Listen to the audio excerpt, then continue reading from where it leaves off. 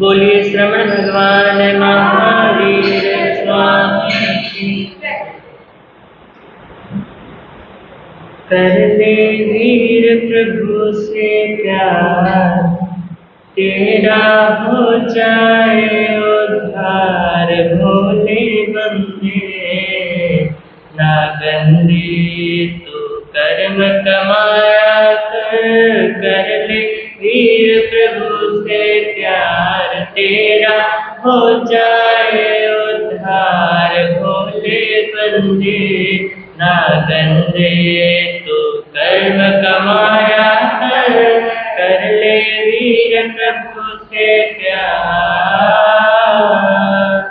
लाख 84 फिर कर आया, मुश्किल यह तूने नर तन पाया। लाख 84 फिर कर आया, मुश्किल से यह नर तन पाया। चाहे कर ले यतन हजार, यह तन मिले न बारंबार। चाहे कर ले यतन हजार, यह तन मिले न बारंबार। भोले बंदे ना बंदे तू कर्म कमाया कर ले वीर प्रभु से प्यार। इस जीवन को 5 लुटेरे लूट रहे हैं सांझ सवेरे। इस जीवन को 5 लुटेरे लूट रहे हैं सांझ। इनसे रहना खबरदार, बच के रहना है सरकार। इनसे रहना खबरदार, इनसे बच के रहना है सरकार। भोले बंदे ना गंदे तू कर्म कमाया कर ले वीर प्रभु से प्यार, तेरा हो जाए उद्धार। भोले बंदे ना गंदे तो कर्म कमाया कर ले वीर प्रभु से प्यार। 4 दिनों का यह है तमाशा, तूने लगाई झूठी आशा। 4 दिनों का यह है तमाशा, तूने लगाई है झूठी आशा। जिसको समझा मौज बहा, यह तो पानी है संसार। जिसको समझा मौज बहार, यह तो पानी है संसार। भोले बंदे ना गंदे तो कर्म कमाया कर ले वीर प्रभु से प्यार, तेरा हो जाए उद्धार। भोले बंदे ना गंदे तो कर्म कमाया कर ले वीर प्रभु से प्यार। हरदम करता मेरा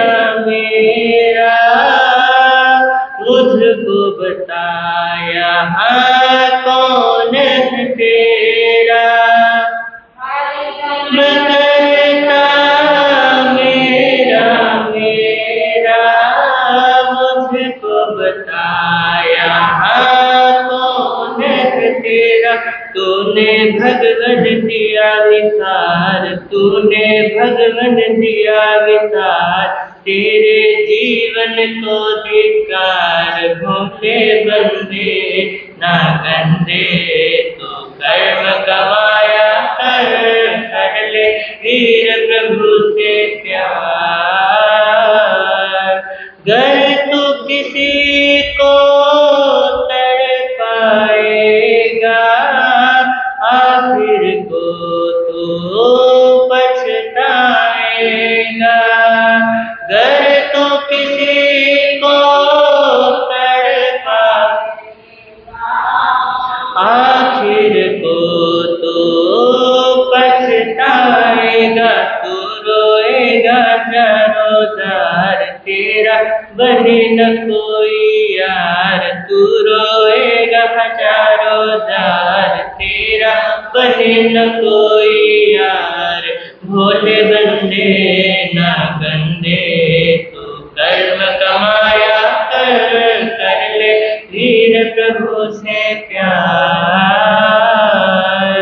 इस जीवन में कर ले भलाई, तेरे लिए जो होगी सहाय। इस जीवन में कर ले भलाई, तेरे लिए जो होगी सहाय। कोई किया नहीं उपकार, तेरा जीवन है बेकार। कोई किया नहीं उपकार, तेरा जीवन है बेकार। भोले बंदे ना गंदे, तो कर्म कमाया कर ले वीर प्रभु से प्यार। तेरा हो जाए भोले बंदे ना गंदे, तो कर्म कमाया कर ले वीर प्रभु से प्यार। भव सागर से तिरना चाहे, नेकियों से मन भरना चाहे। भव सागर से तिरना चाहे, नेकियों से मन भरना चाहे। सुन ले ना हर की पुकार, अपने अंदर झांकी मार। सुन ले गुरुवर की पुकार, मार। भोले बंदे ना गंदे, तो कर्म कमाया कर ले वीर प्रभु से प्यार। तेरा हो जाए उद्धार, कर ले वीर प्रभु से प्यार। तेरा हो जाए उद्धार। भोले बंदे ना गंदे, तो कर्म कमाया कर ले वीर प्रभु से प्यार। तेरा हो जाए उद्धार। भोले बंदे ना गंदे, तो कर्म कमाया कर ले वीर प्रभु से प्यार। दान श्रेष्ठं हरे पयाणं, सच्चे सुवर्णवज्रं वयन्ते।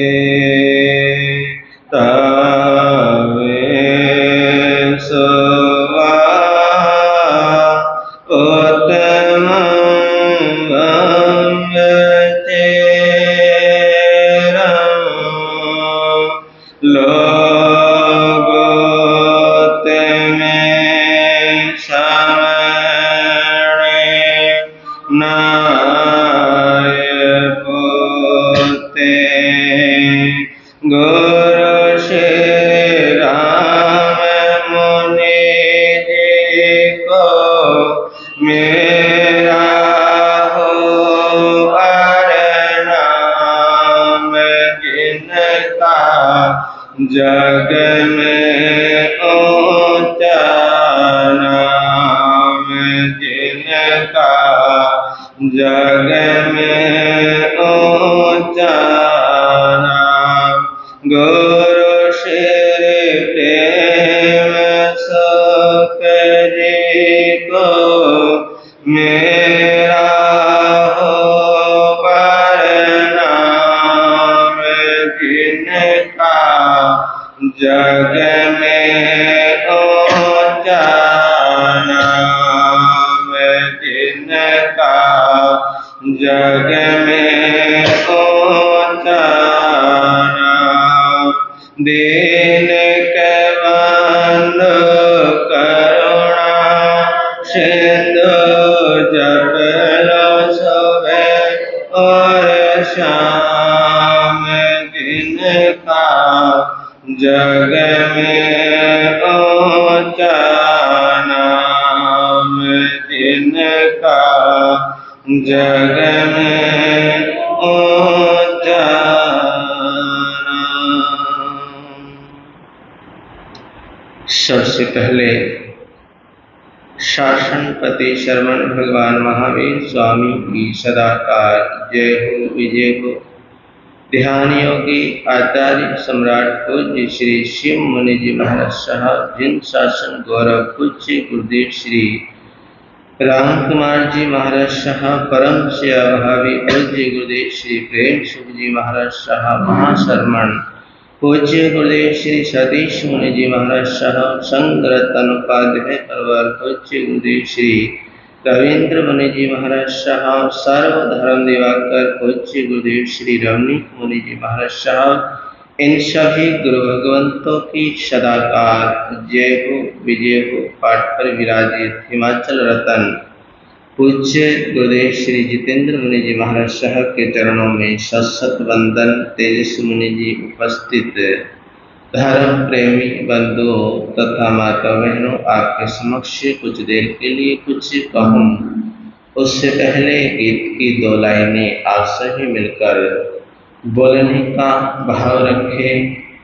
अपने मन को स्थिर रखने का भाव हमारे को सभी को रखना है। अगर मन इधर उधर कहीं जा रहा है या मन इधर उधर कहीं हो रहा है, इस स्थान पर भी बैठकर गुरुओं के समक्ष बैठकर सत्संग प्रवचन में बैठकर तो थोड़ा सा अपने मन का निरीक्षण परीक्षण करने का भाव रहेगा। और जब हम निरीक्षण परीक्षण करते हैं, चिंतन करते हैं, मनन करते हैं, तो फिर वहाँ पर कुछ ना कुछ सार जरूर निकल कर आता है। तो अपने मन को मनाने का प्रयास करना है। धीरे धीरे मन को मना ले, प्रीत गुरु से लगा ले। धीरे धीरे मन को मना ले, प्रीत गुरु से लगा ले। धीरे धीरे मन को मना ले, प्रीत गुरु से लगा ले। यह यौवन है छल छबीला, यह यौवन है छल छबीला। यह तो एक माटी का ढेला, यह तो एक माटी का ढेला। तब से इसे तपा ले, प्रीत गुरु से लगा ले। तब से इसे तपा ले, प्रीत गुरु से लगा ले। धीरे धीरे मन को मना ले, प्रीत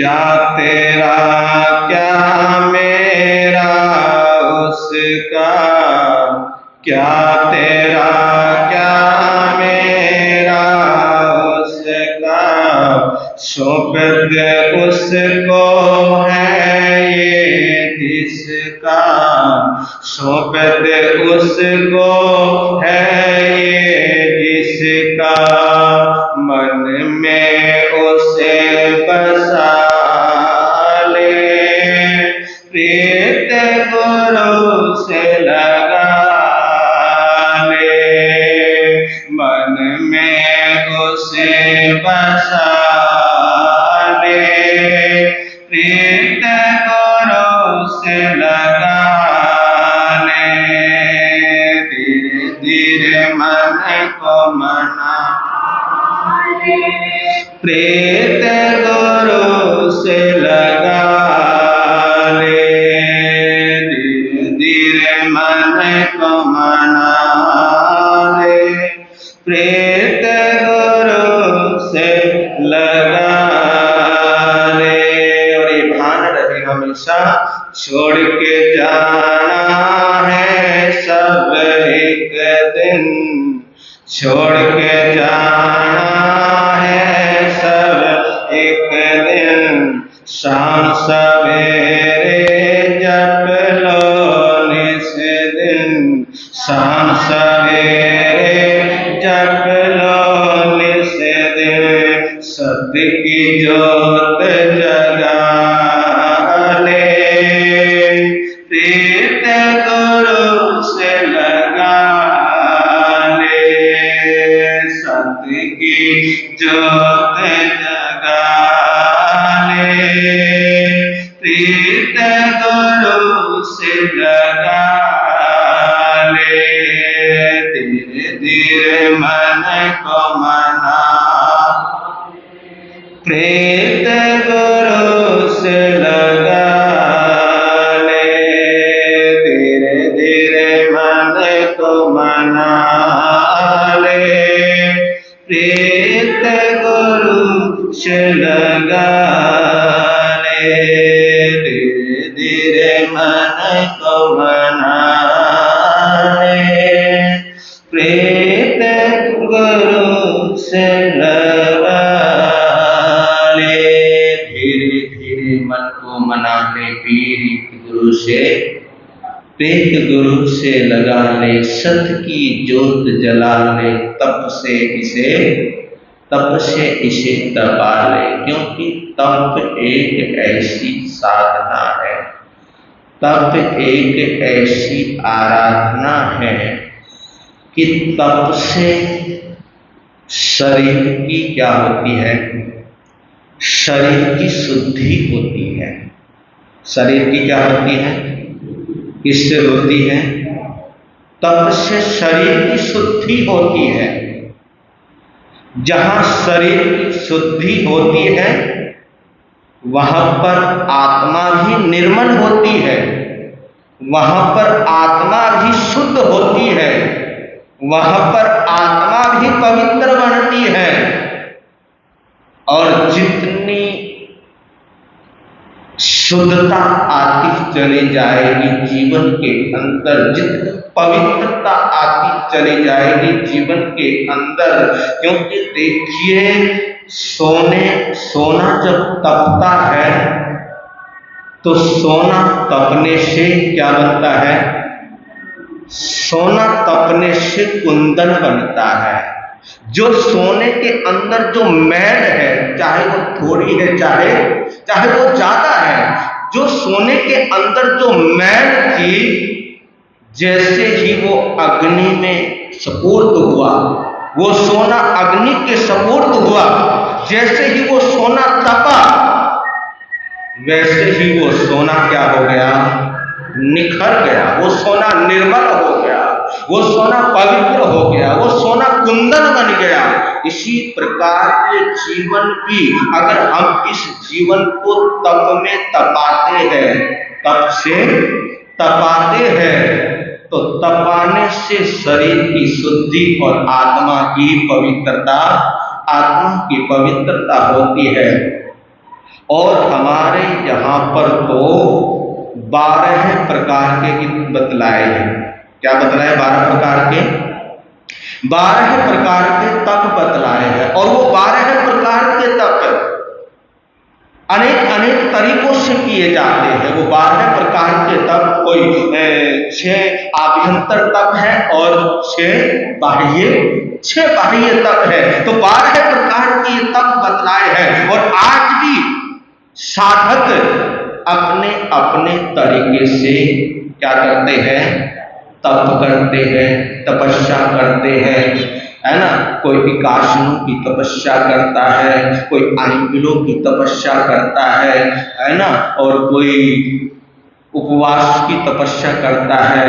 अभी हमारे एक साध्वी जिनका चातुर्मास नासिक के अंदर चल रहा है, अभी छोटी उम्र है, महासाध्वी बहन महाराज जी श्री रिद्धिमा जी महाराज साहब, हिमानी जी महाराज साहब का चातुर्मास नासिक के अंदर चल रहा है। छोटी सी उम्र है। संयति जी महाराज साहब, उन्होंने अभी जो उनकी जो तपस्या चल रही है, उपवास की तपस्या चल रही है, व्रतों की तपस्या चल रही है। आज उनके उपवास का 37वां दिन है। धन्य है ऐसे तपस्वियों को। सिर्फ पानी के आधार पर, किसके आधार पर? सिर्फ पानी के आधार पर, वो भी जो पानी, जो सादा जो पानी होता है, जिस पानी के अंदर कोई मिलावट नहीं होती, कोई मीठा नहीं होता, कोई ऐसी वैसी कोई चीज नहीं होती है, जो सादा पानी है, उस सादे पानी के आधार पर सिर्फ आज उनके 37वां, आज उनका क्या है? उनका उपवास है। तो ऐसे तपस्वियों की हम यहीं से अनुमोदना करते हैं कि उनकी तपस्या, और 38 उनको उपवास करने हैं, तो 38 उपवास उनके निर्विघ्न होए और उनका पारना साता से होए। क्योंकि कई बार क्या होता है, तपस्या तो हो जाती है, तपस्या हो जाती है, लेकिन तपस्या में भी बड़े बड़े विधान पड़ते हैं, है ना। तपस्या में भी अंतराय पड़ती है। कोई एक उपवास करता है, 2 उपवास करता है, किसी को चक्कर आने लग जाते हैं। तो इस तरह से तो उनकी जो ये तपस्या चली है, तपश्चर्या जो चली है, तपस्या तो हो गई, अपनी मंजिल पर तो पहुंचने वाले हैं, लेकिन कभी कभी जब पारना होता है तो पारने में बहुत ही ध्यान रखना पड़ता है। क्योंकि अंदर की जो मशीनरी है वो क्या हो चुकी है? हाँ, तो पारने के अंदर भी बहुत क्या करना पड़ता है? ध्यान रखना पड़ता है। तो ऐसे तपस्वी साध्वी महासाध्वी श्री संयति जी महाराज साहब की हम यहीं से बैठकर अनुमोदना करते हैं और उनके लिए मंगल कामना, शुभ कामना, शुभ भावना पाते हैं कि उनकी तपस्या निर्विघ्न हो और उनको साता रहे। तो अनुशासन की चर्चा चल रही है। आप भी कहोगे कि महाराज तो अनुशासन के पीछे पड़ गए। इतने दिनों से अनुशासन के सिद्धांतों के ऊपर कुछ दिनों से हम क्या कर रहे हैं? कुछ दिनों से हम चर्चा कर रहे हैं, चर्चा चल रही है। शासन के दायरे में जो आता है, शासन के दायरे में, शासन की सीमा के अंदर, शासन के दायरे में जो आता है, जो हमें करना चाहिए, जो आता है और जो हमें करना चाहिए, जिससे हम अनुशासित हो सके, जिस चीज को हम करने से क्या हो सके? अनुशासित हो, हमारा जीवन अनुशासित बन सके। तो ये जो ऐसे जो सूत्र है, जो महापुरुषों के सूत्र है, सूत्र तो छोटे छोटे हैं, लेकिन छोटे छोटे सूत्रों के अंदर भी बहुत बड़ी बात छिपी होती है। और अनुशासित होने के बाद जब जीवन अनुशासित हो जाता है, जब जीवन मर्यादित हो जाता है, जब जीवन के अंदर अनुशासन आ जाता है या अनुशासित हो जाता है जीवन, उसके बाद क्या होता है? उसके बाद सच्चे धर्मात्मा बन जाते हैं। जब जीवन क्या होता है? अनुशासित होता है, तो उसके बाद हम सच्चे धर्मात्मा हो सकते हैं। उसके बाद हम सच्चे धर्मात्मा बन सकते हैं। हम सच्चे श्रावक बन सकते हैं। हम सच्चे सत्ग्रस्त बन सकते हैं, ताकि ऐसा जीवन बन जाए, ताकि ऐसा हमारा जीवन बन जाए जिस जीवन से प्रेम बरसे, जिस जीवन के अंदर सुख हो, जिस जीवन के अंदर मित्रता हो, जिस जीवन के अंदर मैत्री भाव हो और शांति की सुगंध आ सके, आनंद की सुगंध आ सके। या यूं कहूं, आपका ये जो छोटा सा घर है, जिस घर के अंदर आप रहते हैं, क्योंकि भैया घर का इतना आकर्षण है कि अगर 5 मिनट ज्यादा भी हो जाए ना प्रवचन में, है ना, अगर 5 मिनट ज्यादा भी हो जाए तो हमारी निगाह कहाँ पर पहुंच जाती है? घड़ी पर पहुंच जाती है। हमारी कुर्सियां हिलने लग जाती है। बताओ, कुर्सियां क्यों हिलाते हो तुम? क्यों हिलाते हो कुर्सियां? इसलिए हिलाते हो कि महाराज को लगता है कि टाइम का ध्यान नहीं है, या टाइम महाराज ने देखा नहीं है, या टाइम महाराज को पता नहीं लगा कि मैं कुर्सी हिलाऊंगा तो महाराज को थोड़ा सा मालूम तो देगा, थोड़ा सा मालूम तो पड़ेगा, है ना, कि टाइम हो गया है, समय हो गया है। तो मैं आपको कह रहा था कि घर का कितना आकर्षण है हमारे अंदर। इस पे फिर चर्चा करेंगे कि घर क्या है और घर का आकर्षण क्यों है, किस लिए है, इसकी फिर हम चर्चा करेंगे घर के ऊपर। तो मैं आपको कह रहा था कि ये जो आपका छोटा सा घर है, घर स्वर्ग का ये जो घर है, ये छोटा सा टुकड़ा, ये स्वर्ग बन सकता है, ऐसी बात नहीं है। जिस आंगन के अंदर, जिस झोपड़ी के अंदर, जिस महल के अंदर, जिस घर के अंदर आप रहते हैं, वो महल, वो झोपड़ी, वो महल क्या बन सकता है? ऐसी बात नहीं, स्वर्ग बन सकता है। हम चाहे तो उस घर को स्वर्ग भी बना सकते हैं, और हम चाहे तो उस घर को बोलो हम चाहे तो उस घर को नरक भी बना सकते हैं। ये तो हमने अपने ऊपर है, ये तो हमने सोचना है कि जिस घर के अंदर, जिस परिवार के अंदर, जिस आंगन के अंदर हम रहते हैं, उस घर को हमने स्वर्ग जैसा बनाना है या नर्क जैसा बनाना है। नर्क की और स्वर्ग की बातें तो हम क्या करते हैं? बड़ी बड़ी बातें करते हैं। इतने नरक है, इतने स्वर्ग है, इतने देवलोक है ना। और कई लोग तो स्वर्ग की तैयारियां में जुट जाते हैं। किसमें जुट जाते हैं? स्वर्ग की तैयारी में जुट जाते हैं कि हमें क्या मिलेगा? स्वर्ग मिलेगा, उसकी तैयारी में लग जाते हैं। लेकिन मैं आपको एक बात कहूं कि ये स्वर्ग की तैयारी छोड़िए, और जिस घर के अंदर आप रहते हैं, पहले उस घर को स्वर्ग बनाइए। क्या बनाइए उसको? उस घर को पहले स्वर्ग बनाइए। अगर हमारा घर हमारे द्वारा अगर स्वर्ग बन गया, तो अपने आप ही हमारे को स्वर्ग की क्या हो जाएगी? स्वर्ग की प्राप्ति हो जाएगी। ज्यादा उलझने की बात नहीं इसमें।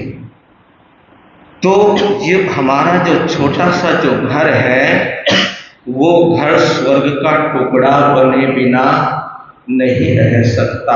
जब हमारे अंदर क्या आएगा, हमारे जीवन के अंदर अनुशासन आएगा, हमारे जीवन के अंदर मैत्री भाव आएगा। कुटिया में भी महल जैसा आनंद आ सकता है। कुटिया में भी महल जैसा आनंद आ सकता है। आनंद हम महल जैसा कुटिया के अंदर भी आनंद बना सकते हैं। आपकी छोटी सी झोपड़ी अथवा आपका जो मकान है, मकान में भी कुछ इस तरह का वातावरण बन सकता है, कुछ इस तरह का वातावरण हो सकता है जिसे देखकर बड़े बड़े धन्ना सेठों या बड़े बड़े सम्राट भी लज्जित हो सकते हैं और सोच सके कि मैं सम्राट होकर भी मैं उस आनंद को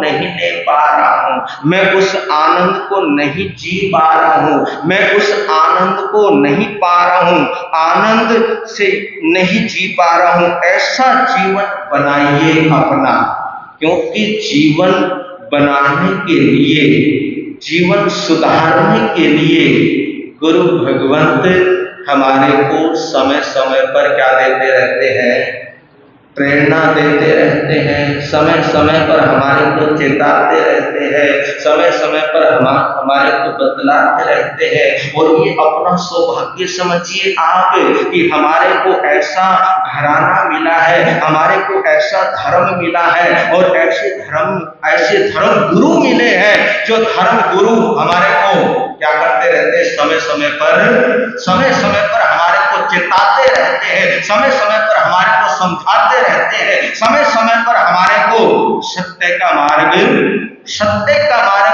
देते रहते हैं, सच्चाई का मार्ग देते रहते हैं, मोक्ष का मार्ग बतलाते रहते हैं। तो ऐसा जीवन बनाइए जिस जीवन से सुगंध निकले और वो सुगंध दूसरे के जीवन को भी सुगंधित कर दे। क्योंकि बहुत बड़ा सम्राट होना इसमें कोई खासियत,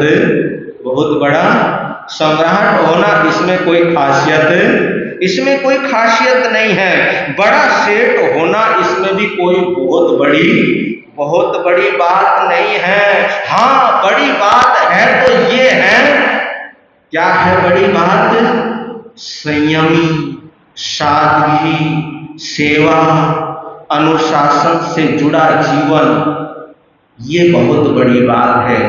जिसके जीवन के अंदर संयम होता है, जिसके जीवन के अंदर सादगी होती है, जिसके जीवन के अंदर परोपकार की भावना होती है, जिसके जीवन के अंदर दया होती है, जिसके अंदर करुणा होती है, जिसका जीवन अनुशासन से जुड़ा होता है, दूसरों को जो सुख बांटता है, दूसरों को क्या करता है, दूसरों को जो सुख बांटता है, दूसरों के चेहरे के ऊपर जो खिलावट लाता है, हंसी लाता है, शांति का संचार जो करता है, क्या करता है? अशांति और शांति, ये दो चीजें हैं, अशांति और शांति। कभी कोई अशांति चाहता है? आदि कोई चाहता है अशांति कि हमारे जीवन के अंदर क्या है, हमारे जीवन के अंदर अशांति आए, हमारे परिवार के अंदर अशांति आए, हमारे घर के अंदर अशांति आए? कोई भी ऐसा व्यक्ति नहीं होगा जो अशांति चाहता हो। सभी क्या चाहते हैं? सभी शांति चाहते हैं, सभी सुख चाहते हैं, सभी आनंद चाहते हैं। लेकिन कभी चिंतन किया आपने, कभी मनन किया? हम चाहते तो सुख है, हम चाहते तो है शांति, हम चाहते तो है आनंद, लेकिन कभी आनंद देने की भावना आए जीवन के अंदर, कभी शांति देने की भावना आए जीवन के अंदर, अरे भैया जो दोगे वही तो वापस आने वाला है, वही होने वाला है। अगर तुम शांति दोगे तो शांति ही तुम्हारे जीवन के अंदर वापस लौटकर आने वाली है। तो शांति का संचार करना बहुत बड़ी बात है। प्रकाश पुंज बनना बहुत बड़ी बात है। प्रेरणा का प्रदीप बनना ये बहुत बड़ी बात है। ये सबसे बड़ी बात है। तो तुम्हारा जीवन सजीला बने, यही भावना रहती है, यही कामना रहती है। और जब मैं इस पाठ पर आता हूँ, क्योंकि ये पाठ कोई छोटा मोटा पाठ नहीं है, ये शासन का क्या है, ये शासन का पाठ है। ये प्रभु महावीर के शासन का क्या है, प्रभु महावीर के शासन का पाठ है। जब मैं आता हूँ तो बस यही प्रार्थना करता हूँ अपने गुरुओं से, शासनपति श्रमण भगवान महावीर से, जिनके हम शासन में रहते हैं, कि हे प्रभु, जो मुख से निकले वैसा ही हमारा जीवन हो, और जो मैं बोलूं उसका असर भी दूसरे के ऊपर हो। ये नहीं सोचता कि भाई जो मैं कहूं बस तुम ही उसको फॉलो करो। मैं सोचता हूं कि जो मैं बोल रहा हूं, जो मैं कह रहा हूं, गुरु कृपा से जो भी शब्द निकल रहे हैं, उन शब्दों के अनुसार मेरा भी जीवन हो, और उन शब्दों के अनुसार उसका भी जीवन हो। क्योंकि जैन उसी को कहते हैं, सच्चा साधक, सच्चा श्रावक उसी को कहते हैं, जो महावीर के बताए हुए सच्चे मार्ग पर पूर्णतः क्या करता है, पूर्णतः चलता है। जैन वही तो होता है सच्चा श्रावक वही तो हुआ करता है। तो तुम्हारा जीवन सजीला बने, तुम्हारा जीवन भी अच्छा बने, तुम्हारा जीवन भी पवित्र बने, ये भावना मन के अंदर रहती है। और देव भी तरसने लग जाए, ऐसा जीवन बने कि ऊपर के देवता भी क्या करने लग जाए, ऊपर के देव भी तरसने लग जाए कि काश ऐसा जीवन हमारे पास होता। काश तुम्हारे जीवन को देखकर देवता भी सोचने को क्या हो जाए, सोचने को मजबूर हो जाए कि काश ऐसा जीवन हमारा होता। क्योंकि कुछ ऐसी बातें हैं जो इंसान ही कर सकता है, वो देवता नहीं कर सकता। जो देवता कर सकता है वो इंसान नहीं कर सकता। लेकिन है इंसानियत के अंदर खासियत है कि इंसान बहुत कुछ कर सकता है। इंसान चाहे तो हैवान भी बन सकता है, इंसान चाहे तो देवता भी बन सकता है। तो देवता भी तरसने लगे कि काश ऐसा जीवन हमारे पास भी होता। समझो तो तुमने जिंदगी का क्या कर लिया, जिंदगी का सार पा लिया। अपने मकसद को हमने क्या कर लिया, हासिल कर लिया। जब देवता भी तरसने लग जाए तो उस समय समझो कि हमने अपनी जिंदगी का हासिल क्या कर लिया, अपनी जिंदगी का मकसद हासिल कर लिया। यदि इन चिंतन के सूत्रों को अपने जीवन में डाल दिया, अपने जीवन में बिठा लिया, अपने जीवन में अंगीकार कर लिया, अपने सूत्रों के अनुसार अगर हमारा जीवन चल पड़ा, अगर हमारा जीवन इन सूत्रों के अनुसार हो गया, तो घर को स्वर्ग बनने में देर नहीं लगेगी। तुम्हें कोई फिर दुखी भी नहीं कर सकेगा, तुम्हें कोई फिर परेशान भी नहीं कर पाएगा। तो जो सूत्र दिए हैं महापुरुषों ने, उन सूत्रों की थोड़ी सी चर्चा कर लेता हूँ क्योंकि समय तो हो रहा है। तो जो पहला जो सूत्र दिया है महापुरुषों ने, पहला सूत्र बतलाया है, गौर करिए कि जो पहला जो सूत्र है, महापुरुषों ने कहा कि आपके घर का सच्चा वैभव क्या है। पहला सूत्र ये दिया है, जिस घर के अंदर आप रह रहे हो, है ना, घर आपने बसाया है, घर में आप रहते हो, तो घर के बारे में थोड़ा सा हमारे को मालूम भी तो होना चाहिए भैया। जिस घर में हम रहते हैं, आखिर घर है क्या चीज, उसके बारे में थोड़ा चिंतन तो होना चाहिए, मनन तो होना चाहिए। तो महापुरुष कहते हैं कि जो आपका घर है, जिस घर में आप रहते हैं, आपके घर का सच्चा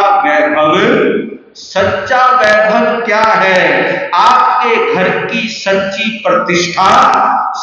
प्रतिष्ठा क्या है, शोभा क्या है। तो गौर कीजिए, पहला सूत्र फरमाया महापुरुषों ने कि आतिथ्य ही घर का वैभव है। आतिथ्य ही घर का वैभव है। आतिथ्य का मतलब होता है अतिथि का मतलब एक और होता है ना। अतिथि का मतलब एक और होता है, जो बिना तिथि के आए, है ना, बिना बताए जो मेहमान आए, है ना। आजकल तो भैया पहले क्या हो जाता है, पहले की बात अब चली गई, पहले की बात अब खत्म हो गई है। आजकल तो आते हैं तो पहले ही हेलो मैं आ रहा हूं और इतनी देर तक रुकूंगा, फिर मैं चला जाऊंगा। तो अतिथि का मतलब होता है जिसकी कोई आने की कोई तिथि ना हो, जिसकी आने की कोई तिथि ना हो, उसको क्या कहते हैं, उसको अतिथि कहते हैं। तो आतिथ्य का मतलब है अतिथि का मतलब है अतिथि, जो मेहमान आया है, अतिथि का सत्कार करना। क्या करना, अतिथि का सत्कार करना, मेहमानदारी करना, उसकी क्या करना, मेहमानदारी करना, उसकी खातिर करना, उसका सम्मान करना, उसका सत्कार करना। तो आतिथ्य ही घर का वैभव है। आपके घर में कोई मेहमान आया है ना, आपके घर में कोई मेहमान आया है, उसे 2 मीठे बोल सुनने को मिल जाए। जो मेहमान आया है आपके घर में, अगर उसको 2 मीठे बोल सुनने को मिल जाए, प्यार और सम्मान से सूखी रोटी के 2 टुकड़े मिल जाए, प्यार और सम्मान से सूखी रोटी के 2 टुकड़े मिल जाए, तो आपने किसी को कितने प्यार से खिलाया है, आपने किसी को कितने प्यार से बुलाया है, कितने प्यार से आपने किसी को खिलाया है, ये ज्यादा महत्वपूर्ण है। देखो, अतिथि आया है, लेकिन आपने उसको कितने प्रेम प्यार से खिलाया है, ये ज्यादा क्या है, ये ज्यादा महत्वपूर्ण है। आपने कितना डूब के प्यार में पागल होकर उसको खिलाया है, ये ज्यादा क्या है, ये ज्यादा महत्वपूर्ण है। देखिए, कमाल की बात है, श्री राम कौशल्या माता के रसीले भोजन से, कौशल्या माता के रसीले भोजन से भी ज्यादा सबरी के झूठे बेरों में ज्यादा उनको क्या आ रहा है, आज रस आ रहा है, ज्यादा उनको आनंद आ रहा है। सबरी की शकल मानो ऐसी है, पूछो मत, सबरी की, क्योंकि वो क्या है, वो भीलनी है, भीलनी की शकल ऐसी है, पूछो मत, परंतु अपनी भक्ति से प्रभु राम को, अपनी भक्ति के द्वारा प्रभु राम को खींचकर अपने कुटिया में लेकर आ गई। शकल से बदसूरत है, शकल से क्या है, सब कुछ सकल से बदसूरत है, रार निकल रही है, लेकिन उसके प्यार का जवाब नहीं था, उसका स्नेह का जवाब नहीं था। ऋषि मुनियों ने एक तरफ आसन लगाया हुआ था, ऋषि मुनियों ने, जो संत है, जो महात्मा है, जो ऋषि मुनि है, उन्होंने एक तरफ आसन लगाया हुआ था, इसलिए कि राम आएंगे, आसन लगाकर बैठे थे, सजाकर बैठे हुए थे, परंतु दूसरी और सबरी अपने हाथों से कांटों को क्या कर रही थी? कांटों को हटा रही थी। क्या कर रही थी? क्यों हटा रही थी? कि मेरे भगवान आएंगे, मेरे राम आएंगे, कहीं मेरे राम के पैरों में कांटा ना चुभ जाए। तो ऐसे दबा कर अपनी हथेली से देखती है उस जमीन को कि कहीं कांटा तो नहीं है। हाथ में कांटे चुभते हैं, लेकिन उन कांटों की परवाह नहीं, उस दर्द की कोई परवाह नहीं। बस एक ही लगन है, एक ही इच्छा है, एक ही भक्ति है कि मेरे राम आएंगे, कहीं मेरे राम के पैरों में कांटा ना चुभ जाए। जिधर बाहर सजावट की, जिधर जो बाहर की जो सजावट थी, जिधर बाहरी जो सजावट थी, प्रभु राम वहां नहीं गए, बल्कि मोहब्बत की जहां सच्ची सजावट थी। किसकी सजावट थी? मोहब्बत की जहां सच्ची सजावट थी, प्रेम की जहां सच्ची सजावट थी। भीलनी ने राम के पांव में बेड़ी डालकर खींच लिया। ये है हृदय की मिठास, इसको कहते हैं हृदय की मिठास। और दूसरी तरफ देखिए, विदुर के यहां श्री कृष्ण ने क्या किया? सुना होगा आपने, विदुर के यहां श्री कृष्ण जी ने भोजन किया, आहार किया, खाना खाया। विदुर की पत्नी भक्ति में मानो इतनी पागल हो गई, होश नहीं रहा, होश खो गई कि मैं क्या कर रही हूं, मैं क्या खिला रही हूं। केले के छिलकों को खिलाती जा रही है। किसको? केले के छिलकों को खिलाती जा रही है। और जो गुदा है, जो अंदर का जो गुदा है, उस गुदे को बाहर फेंकती जा रही है। कितनी पागल हो गई भक्ति में। अरे वो तो विदुर ने देखा कि ये क्या हो रहा है, ये क्या हो रहा है कि छिलके तो प्रभु राम को खिला रही है, श्री कृष्ण को खिला रही है, और गुदा बाहर फेंक रही है। विदुर जी हिलाते हैं अपनी पत्नी को। जब हिलाया तो ध्यान क्या हुआ? ध्यान भंग हुआ। और जब ध्यान भंग हुआ, ये मेरे से क्या गलती हो गई कि मैं देख भी नहीं पाई। मैं भक्ति में इतनी पागल हो गई कि मेरे को गुदा, और वो गुदा नजर नहीं आया। मेरे को क्या नजर आए? केले के छिलके आए। तो दिल के भावों में प्यार भरकर खिला रही थी। किसको? श्री कृष्ण को खिला रही थी। और श्री कृष्ण को वही अच्छा लग रहा था, उसी में आनंद आ रहा था। तो मैं आपको बतला रहा हूं, मैं आपको ये बतलाना चाहता हूं कि भोजन का महत्व नहीं होता।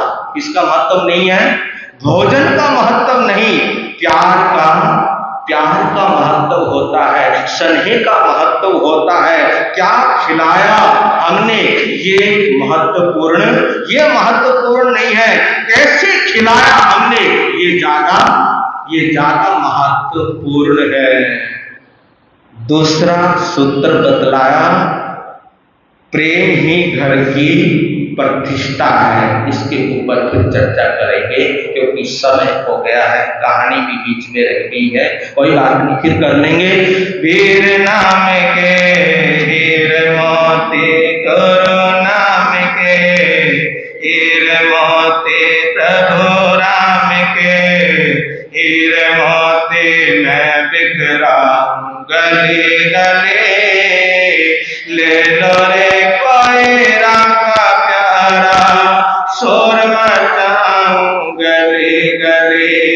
ले लो रे कोई गुरु का प्यारा, शोर मचाऊं गली गली। दौलत के दीवानों सुन लो, एक दिन ऐसा आएगा, धन दौलत और महल खजाना यहीं पड़ा रह जाएगा। हर धन दौलत और महल खजाना यहीं पड़ा रह जाएगा। सुंदर काया मिट्टी बनेगी, सुंदर काया मिट्टी बनेगी, चर्चा होगी गले गले। ले लो रे कोई राम का प्यारा, शोर मचाऊं गले गले। ले लो रे कोई गुरु का प्यारा, शोर मचाऊं गले गले।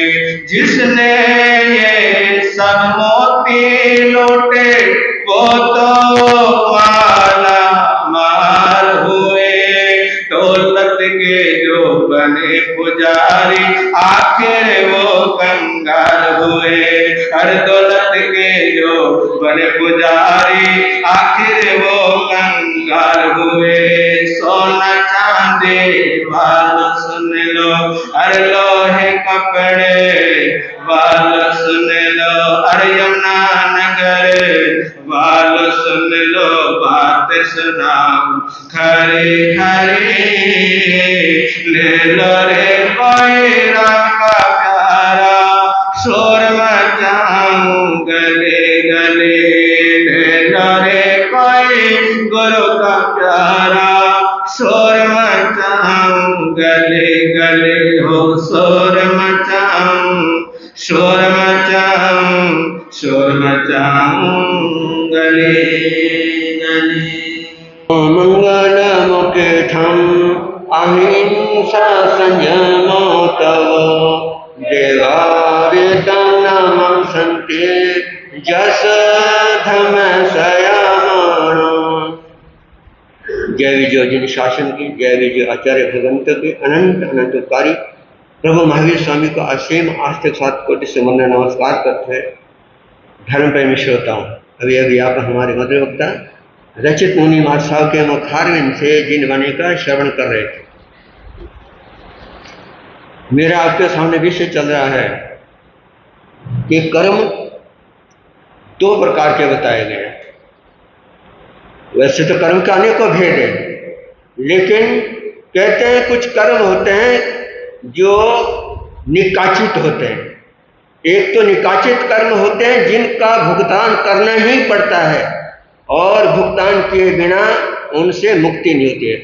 दूसरे होते हैं निर्जित कर्म, यानी जो जप तप साधना के द्वारा निर्जित हो जाते हैं, उनकी निर्जरा हो जाती है। जब मन वचन काया इन तीनों की एक रूपता हो जाते हैं, उसमें कषाय भाव की तीव्रता हो तो उससे ये क्रूर कर्म बन जाते हैं और वो कर्म भुगतान जो है बड़े दुखदायी होता है। ऐसे एक प्रसंग आता है शास्त्रों में। श्रावस्ती नगरी में एक बार आचार्य विजय सेन जी महाराज पधारे। वहां के राजा कंद केतु स्कंदक मुनि महाराज, उस समय मुनि नहीं बने थे, स्कंदक कुमार थे। वो उनके पाँव चरणों में गए, दर्शन किए, वंदना की और उनके श्रीमुख से जिनवाणी का श्रवण किया। जिनवाणी को सुन करके उनके मन में पूर्व भव के सुसंस्कार जागृत हो गए और संसार को असार समझ करके उनको विरक्ति की भावना जागृत हो गई और उन्होंने अपने परिजनों से, माता पिता से दीक्षा ग्रहण करने के लिए आज्ञा मांगी। लेकिन माता पिता ने पहले दीक्षा देने के लिए इनकार कर लिया, आज्ञा नहीं दी। जब स्कंदक का वैराग्य दृढ़ देखा और फिर उसके बाद उन्होंने आज्ञा प्रदान कर दी और सातवें का पुत्र जिस सिंह प्रीति से तुम स्वयं की आराधना कर रहे हो, दीक्षा ले रहे हो, इसी सिंह प्रीति से शूरवीरता के साथ स्वयं का पालन करना है। और इस प्रकार से उनकी दीक्षा हो जाती है। दीक्षा लेने के बाद वो ज्ञान अर्जित करते हैं और तप की आराधना करते हैं। तप की आराधना साधना करते उत्कृष्ट स्वयं की आराधना साधना कर रहे हैं। और कहते हैं तप की भट्टी में उन्होंने अपने शरीर को ऐसा सुखा दिया था, केवल चमड़ी से ढका हुआ केवल हड्डी का ढांचा मात्र रह गया था।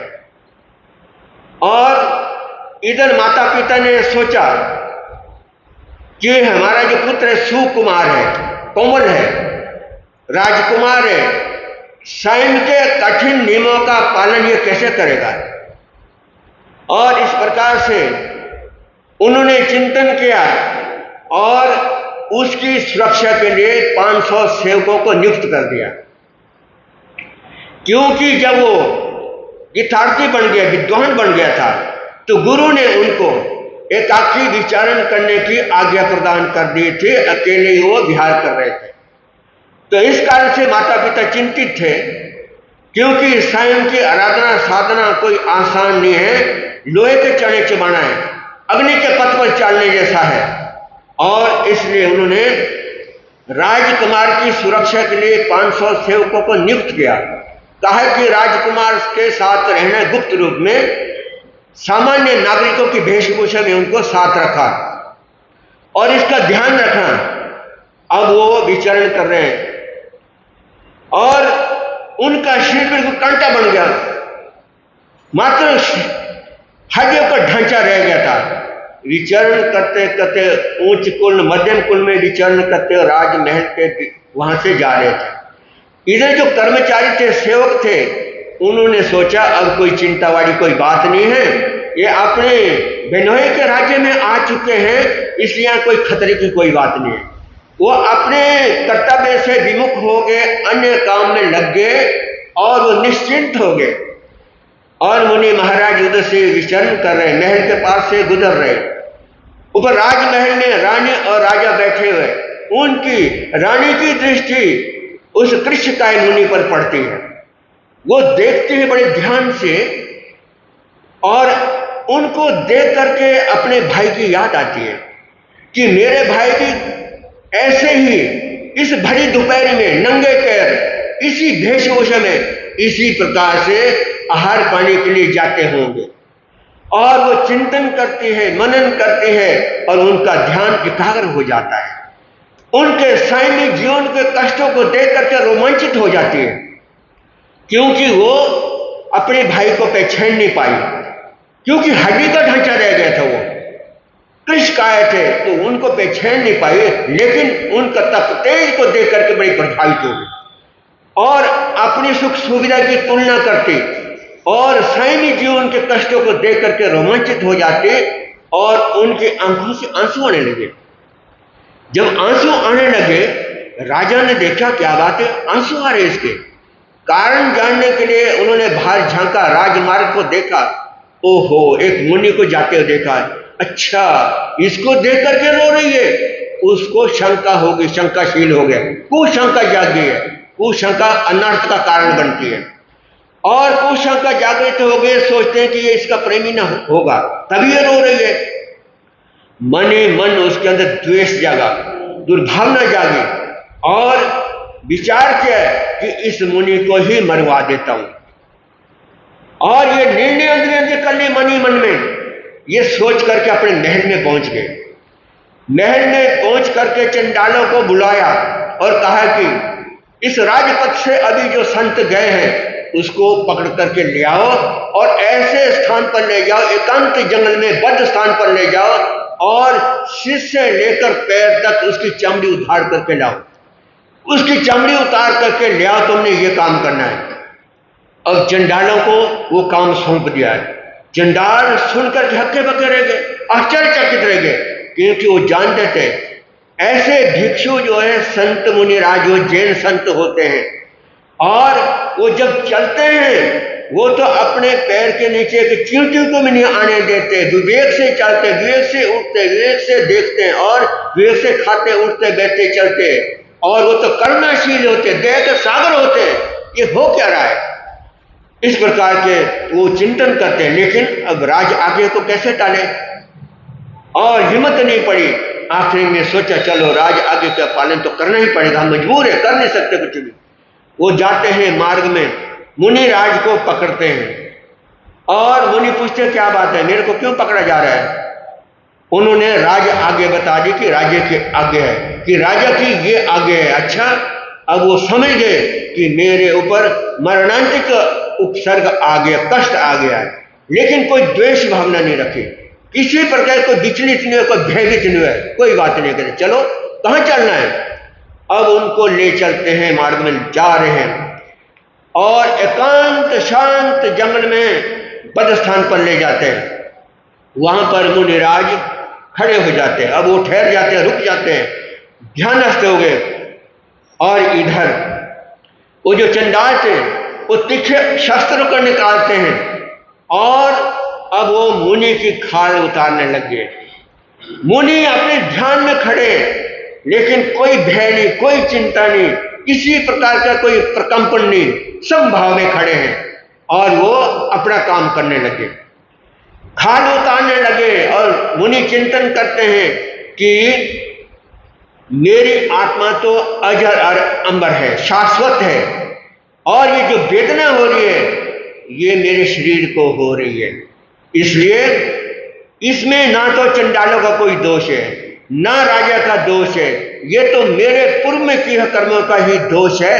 हो सकता है मैंने किसी जन्म में ऐसे कर्म किए हो, इनका भुगतान मुझे करना ही पड़ेगा, क्योंकि भुगतान किए बिना छुटकारा नहीं होता है। इसलिए वो समभाव में रहते और उनके विचारों में निर्मलता आती है, भाव श्रेणी ऐसी ऊंची चढ़ती है, क्षय की श्रेणी पर पहुंच गए और धीरे धीरे जो है निर्मलता बढ़ती गई, बढ़ती गई, बढ़ती गई, समभाव में वो आत्मा में लीन हो जाते, उनको केवल ज्ञान की उपलब्धि हो जाती है, केवल ज्ञान, केवल दर्शन की उपलब्धि हो जाती है। इस प्रकार से वो जन्म और मरण से मुक्त हो जाते हैं, संसार से मुक्त हो जाते हैं। ऐसी उनकी समता रही, संभावना रखी, उन्होंने समभाव रखा और चमड़ी उधेड़ी जा रही है, लेकिन उन्होंने अपना काम किया, वो चले गए हैं। फिर आगे कैसा प्रसंग आता है आगे चर्चा करें, क्योंकि अभी समय हो गया है। बहुत ही सुनने जैसा और ये ज्ञानवर्धक है, ये प्रसंग सुनने जैसा। फिर आगे चर्चा करेंगे, आज इतना ही।